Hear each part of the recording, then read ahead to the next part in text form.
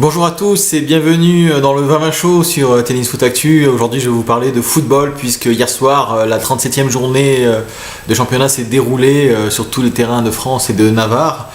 Et à une journée de la fin du championnat, on peut déjà dire qu'il y a beaucoup d'enseignements qui ont été tirés de cette saison 2014-2015. Alors en tout premier lieu, le PSG est devenu champion de France fort de son succès 2-1 sur la pelouse de Montpellier. Alors ça fait un petit moment qu'on savait que le PSG allait être champion depuis à peu près 2 journées en fait. Et j'ai envie de dire pour mon analyse sur ce cas-là, c'est que on ne peut plus logique et c'est même pas normal que le PSG soit champion qu'à 2 journées de la fin, enfin qu'à une journée de la fin même, dirais-je. Il aurait dû être champion depuis 4-5 journées à peu près, comme dans tous les championnats où il y a une équipe très très très forte.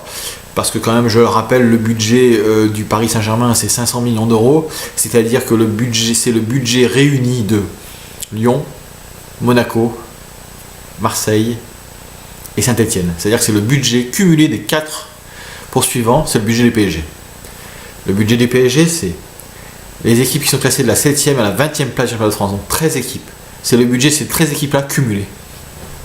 Donc ça vous donne un peu une idée. Certes, l'argent ne fait pas tout, mais quand on peut acheter à coût de 50 millions, 60 millions, n'importe quel joueur, n'importe quel défenseur titulaire du Brésil, un attaquant titulaire de l'Uruguay, et tout autre type de joueur de ce niveau-là, ce que les autres clubs français ne peuvent pas se payer, c'est la moindre des choses d'être champion à 5 ou 6 journées de la fin. Donc, surtout quand, et je tiens à le signaler, il n'y a pas de concurrence, puisque les autres clubs français ne sont pas riches du tout. Lyon a eu un petit coup de frein, ils ont dû vendre de leurs meilleurs joueurs. Marseille fait d'assez mauvaises politiques sportives, mais surtout n'est pas soutenu par un grand industriel, ou alors la propriétaire du club ne met pas de l'argent suffisamment pour pouvoir concurrencer le PSG. Donc il n'y a pas de concurrence et vous êtes champion que 2 journées de la fin. Donc c'est qu'il y a un problème autre. Je pense que c'est au niveau du staff et de l'entraîneur qui n'est pas bon. Mais ça, on y reviendra en temps utile.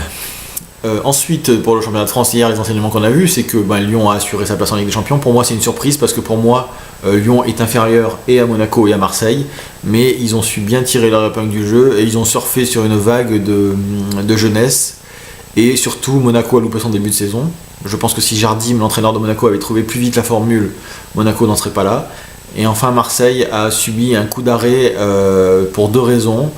À cause de la mentalité des joueurs français, la mentalité imbécile pour la plupart, disons même racailleuse, qui ont pourri le vestiaire à un moment donné et qui ont permis d'avoir des résultats un peu plus mauvais et des défaites surprenantes à domicile notamment. Et le deuxième facteur, ça a été la CAN, puisque au moment où Marseille a plongé, 2 de ses meilleurs joueurs n'étaient pas là, Nkoulou et Ayou, et dans un effectif qui est déjà très juste, ces 2 absences-là ont fait très très mal l'Olympique de Marseille. Donc je pense que Monaco et Marseille auraient dû finir devant Lyon. C'est un parti pris, je sais que ça va faire hérisser des poils de tous bords et de tous horizons, mais c'était mon avis. Alors pour le reste, Saint-Etienne fait une bonne saison, ils vont finir sûrement entre la 3e et la 5e place.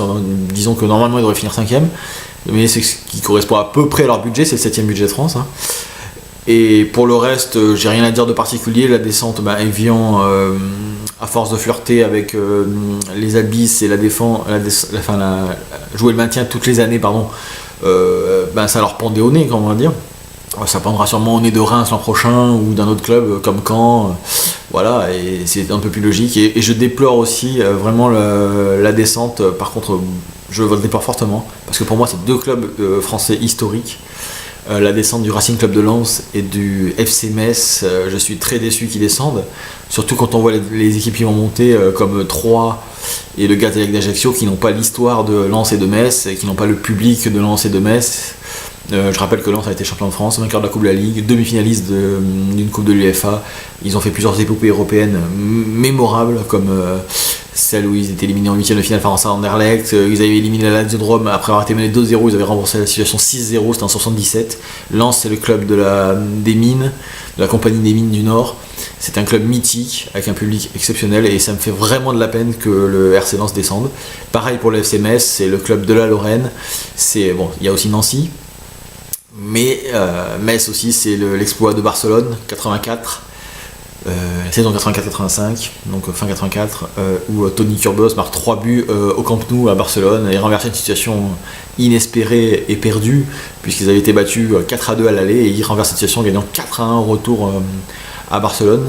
Metz, c'est aussi des Coupes de France, 2 il me semble, de mémoire. Et donc vraiment, ça me peine. Mais bon, c'est comme ça. Et l'an prochain, on aura un championnat qui sera pas mal. Mais le problème va être la concurrence du Paris Saint-Germain. Je ne la vois pas venir, malheureusement, pour l'année prochaine. Et ça me peine beaucoup parce que un championnat où il n'y a pas d'adversité, c'est un championnat au rabais.